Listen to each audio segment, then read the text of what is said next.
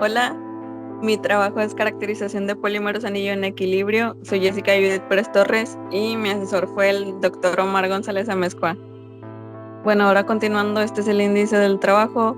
Hablaremos de la introducción, del marco teórico, de la descripción general de un script, de la metodología, resultados y la conclusión. Bueno, iniciamos con la introducción. Los polímeros en anillo presentan características únicas debido a su geometría cerrada y la ausencia de extremos libres, lo que los hace ideales para estudios de dinámica molecular y propiedades estructurales. Su análisis en condiciones de equilibrio revela cómo interactúan con el entorno y responden a cambios de temperatura, presión o fuerzas externas. Bueno, otro aspecto muy importante de este trabajo son las simulaciones computacionales, que nos permiten modelar detalladamente su comportamiento al resolver ecuaciones de movimiento para sistemas complejos, ayudando en el diseño de materiales avanzados como recubrimientos adhesivos y membranas. Continuamos con el marco teórico.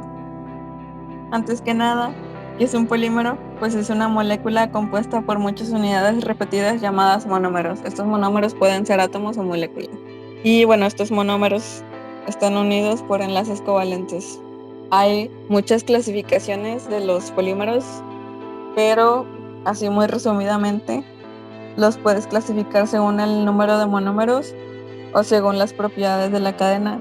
Por ejemplo, los polímeros neutros, los monómeros no tienen carga eléctrica. Y algo muy importante de este trabajo, pues es entender el potencial de Lennard-Jones, que nos representa la repulsión estérica entre cada monómero y tiene como ecuación esta ecuación que es un potencial de energía, donde R sub IJ es la distancia de interacción entre los monómeros. Este sigma determina el tamaño del monómero y bueno, más o menos así. El potencial de Lennard-Jones se utiliza para modelar la repulsión entre monómeros y se modifica para describir la interacción con superficies. Para resolver la dinámica de Berlet, que actualiza las posiciones y velocidades de los monómeros en cada paso temporal usando fuerzas derivadas de potenciales. Esto nos permite obtener posiciones y velocidades en función del tiempo y caracterizar la longitud efectiva del polímero. Bueno, esta es la ecuación donde delta T es el incremento temporal y f de t lo podemos calcular a partir del gradiente del potencial de interacción del sistema. Estas simulaciones las podemos generar mediante scripts en Bash. Y bueno, estos scripts están diseñados para ejecutarse en sistemas operativos como Linux o Mac. Este trabajo está enfocado más que nada en los resultados, no tanto en cómo se generan estas simulaciones, pero yo quise explicar más o menos cómo se generan estas simulaciones. Bueno, yo hice como que una descripción general, unas características de cómo se generan estos scripts. Primero se definen los parámetros. Por ejemplo, el script comienza estableciendo valores como el potencial de FW igual a 0.3, la temperatura, el número de partículas. Después ejecutamos la simulación, utilizando los parámetros. Se procesan los resultados, se guardan los resultados de la simulación y finalmente se limpian o se eliminan los archivos temporales y se guardan los resultados. Bueno, ahora continuaremos hablando de la descripción de los potenciales de interacción. El resultado es un potencial de Lennard-Jones que nos habla de la interacción monómero-superficie, que es de la siguiente forma. En este caso, el potencial contiene dos componentes, una de repulsión a corto alcance y otra de largo alcance, donde X sub I nos habla de la distancia de separación entre el monómero y la superficie y U sub omega nos está hablando de la energía para esta interacción. Bueno, esto es básicamente el modelo que nos representa la interacción entre una superficie y un polímero eléctricamente neutro.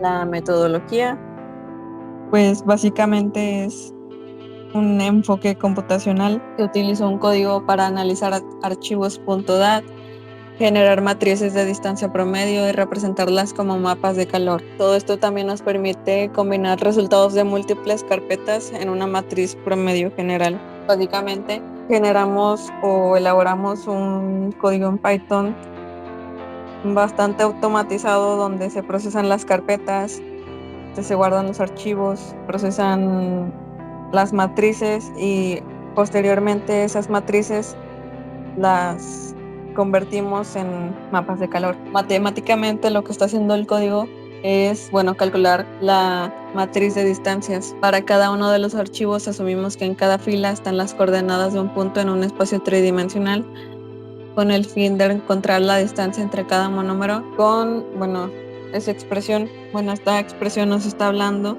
de la distancia entre dos puntos, P sub I, P sub I, P sub J, que es básicamente la norma no euclidiana. Ahora continuando, hablamos del promedio de las matrices, que bueno, habiendo ya calculado las matrices de distancia para cada intervalo, se procede a calcular el promedio de estas matrices. Y bueno, esa es más o menos la expresión matemática que nos está describiendo qué está haciendo el código. Por ejemplo, si se tienen m matrices de distancias d sub 1, d sub j hasta d sub k, el promedio se obtiene sumando todas las matrices y dividiendo entre el número de intervalos m.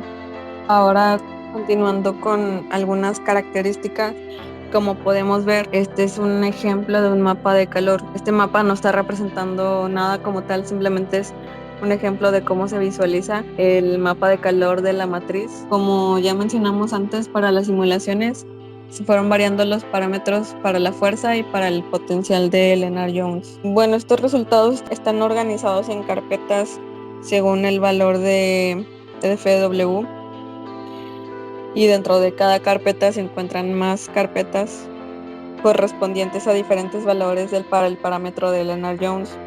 Por ejemplo, en la carpeta principal se encuentra FW igual a 0.3, en las subcarpetas se encuentra Lennard-Jones igual a 0.01, 0.05, 0.00, dependiendo de los valores utilizados en las simulaciones.